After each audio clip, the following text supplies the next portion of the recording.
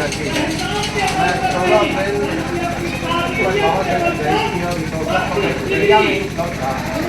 मैं हर साल की तरह इस साल भी मैं उपस्थित हुआ और इस साल का एक बदलाव दिखा जो लगातार निरंतर 3 साल में जो संख्याएँ बढ़ती गई, इस बार बहुत भव्य रहा। बाबा साहब अपने आप में SC/ST के लिए या एक खास वर्ग के लिए, दूसरे वर्ग के लिए वाकई भगवान से कम नहीं। हम लोगों ने ईश्वर को तो नहीं देखा, लेकिन हम लोगों ने उनके बारे में सुना, देखा, पढ़ा। जो इन्होंने हमें दिया, उनके संविधान की बदौलत, उनके संघर्षों की बदौलत आज हम लोग ऐसे सम्मानित पदों पर पहुँचे हैं। तो हमारी जिम्मेदारी भी बनती है कि हम इनको याद करें, इनको सम्मान दें। और यही समाज की जिम्मेदारी है कि जो समाज के लिए काम करता है वैसे व्यक्ति को समाज को सम्मान देना चाहिए, जिससे कि अन्य लोग भी समाज के लिए समर्पित भावना से काम करें। सवाल एक और है कि अवश्य है कि अम्बेडकर का सपना था समतामूलक समाज, क्या वर्तमान परिवेश में समतामूलक समाज का सपना?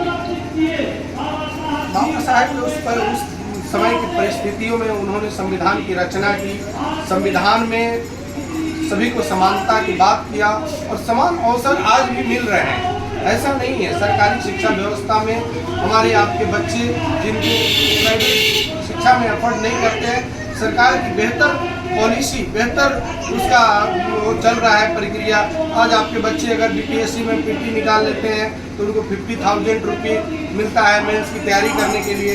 ये आपको अवसर तो दी जा रही है सरकार की तरफ से, आपको इक्वलिटी के लिए आपको प्रोत्साहन या आपको कंपनसेट करके आपको सामान्य श्रेणियों में लाने का पूरा प्रयास किया जा रहा है। बशर्ते समाज के लोग आज भी कहीं ना कहीं जागरूक नहीं है, आज भी कहीं ना कहीं उस जो चल रहा है प्रक्रिया स्कीम उसकी लाभ नहीं उठा पा रहे हैं, जिसके कारण ऐसा लगता होगा कि यार हमारे बच्चे BPSC नहीं कर पाएंगे। क्या आपके बच्चे अगर BPSC में PT निकाल लेते हैं, PT करने के लिए ज़्यादा आप सेल्फ स्टडी करके घर में आप BPSC का PT निकाल सकते हैं, उसके बाद 50,000 मिलता है। UPSC के लिए आप PT निकाल लेते हैं तो 1 लाख रुपया मिलता है मेंस। तो आपको कहीं ना कहीं सरकार तो सुविधा तो दे रही है। अब सरकार प्राइवेट शिक्षा में हर स्कूलों में 25% आपको निचले निम्न तबके के लोगों को, वहाँ जो इकोनॉमिकली पिछड़ा है, जो SC/ST के लोग हैं जिनके पास पैसे नहीं, उनको वहाँ आरक्षण है। तो आप उसको खोज खबर करिए, आप वहाँ जाइए, बात कीजिए, तो आपको अधिकार दे दिया जाएगा। अब आपको कलम धर के हर जगह नहीं बताया जाएगा कि यहाँ लिखिए, आपको एक अवसर देगा। ऐसे में समाज तक जो वंचित लोगों तक जो आधार है कि जो सरकार का लाभ है वो अगर नहीं पहुँच रहा है तो इसकी जिम्मेदार आगे कौन? देखिए, सरकार जो भी पॉलिसी लागू करती है कहीं ना कहीं उसकी एडवर्टाइजमेंट भी करती है।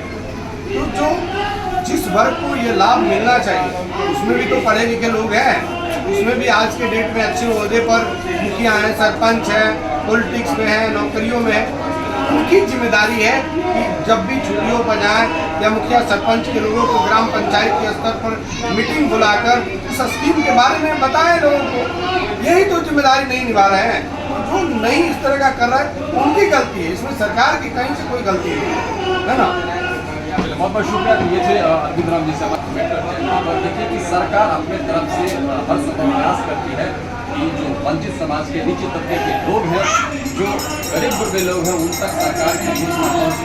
लेकिन कहीं ना कहीं जब उसी समाज से कुछ व्यक्ति हैं जो ऊंचे ओहदे पर पहुँचते हैं, वो अपनी जिम्मेदारियों को भूल जाते हैं। उनके नीचे भी उनके भाई बंधु हैं जिनको जरूरत है, लेकिन उन तक वो योजना का लाभ या तो पहुँचने नहीं देते हैं, या तो ईर्ष्या भावना रखते हैं, या तो कुछ और कारण हो सकता है। लेकिन ज़्यादातर समाज आज पिछड़ा इसलिए भी है क्योंकि जिम्मेदार व्यक्ति अपनी जिम्मेदारी को निभाने में सक्षम नहीं है, या उस जिम्मेदारी को सही ढंग से निभा नहीं पा रहे। फिलहाल इस वीडियो में